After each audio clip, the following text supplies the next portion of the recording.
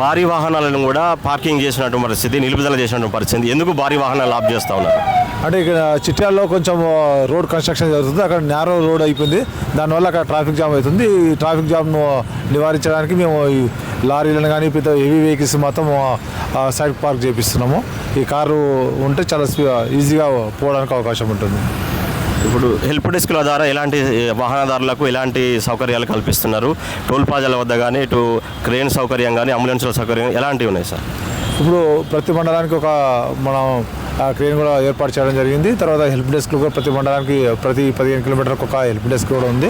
అక్కడ ప్రయాణికులకు ఎటువంటి ఇబ్బంది కలగకుండా ఫస్ట్ ఎయిడ్ కిట్స్ ఉంచడం, తర్వాత వాళ్ళకి ఆ ట్రాఫిక్ సంబంధించి గైడ్లైన్స్ ఇవ్వడం కానీ ఇవన్నీ చర్యలు తీసుకోవడం జరుగుతుంది నల్గొండ పోలీసు. టోల్ ప్లాజాల వద్ద ఎలాంటి ట్రాఫిక్ అంతరాయం జరగకుండా అన్ని రకాల ఏర్పాట్లు చేశామని, నిరంతరం పర్యవేక్షణ చేస్తున్నామని పోలీసులు తెలుపుతున్నారు. ఇది కొర్లపాడు వద్ద ఉన్న తాజా పరిస్థితి. కెమెరామెన్ కృష్ణతో